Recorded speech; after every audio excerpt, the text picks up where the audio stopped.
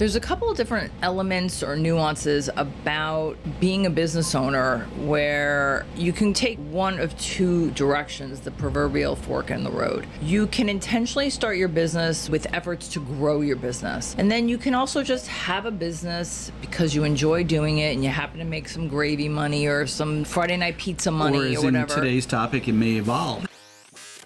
Welcome to Biz Glitch 192. It's July 10th, 2024. I don't know if you've seen the movie The Accountant with Ben Affleck. Now, it's a great movie. I've watched it multiple times. But there's a scene in the movie where he is sitting in his accountant's office with a couple. And it turns out the woman has a kind of a hobby. She does some kind of crafting at home on the dining room table. Today we talked about home office deduction. Ben Affleck character as the accountant kind of asks them questions about the space that she uses, and the size of the room, etc. But the topic today is hobby, business. IRS is very particular about you claiming expenses against what is essentially a hobby. That's why the IRS, generally speaking, gives you 5 years to show a profit on small business. And by the way, another disclaimer, we're not tax professionals. This is not tax advice. Please consult with your CPA or tax professional to verify the statements we're making in our video today. Going back to the scene, she does some kind of crafting thing, and the Ben Affleck character kind of asks her questions and kind of coaches her along as to this home office deduction, but also the fact that she kind of sloughs it off like, well, it's a hobby. And he says, well, do you sell these? Oh yeah, I go to farmers markets, flea markets, or something like that, and I sell them. So you make money from this hobby.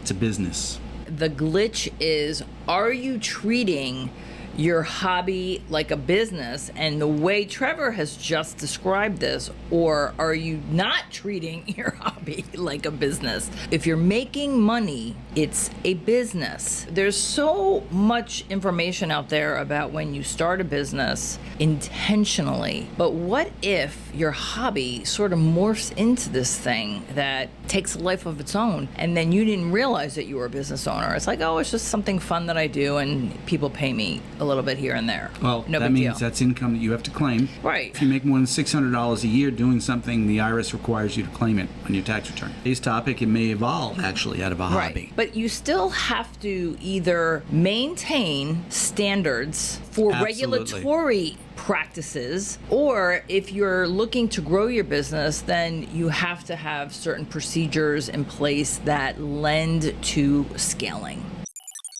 The goal and the actionable item, as outlined in the email for the Glitch Gurus, is taking an assessment, taking inventory of really what have you been doing, whether it's a sample of the last 6 months, last year, the last 3 years. Do you have a business plan? Do you have a marketing plan? Are these the things that you need, or are you just flatlining because that's comfortable and it's safe and you really don't need money and that's fine? Because it feels like a hobby. Because it feels like a hobby? Or are you out networking? What are some of the things you're doing to keep your business afloat? Or to elevate your hobby into something that produces revenue. Yeah, more revenue, if that's what you're looking for.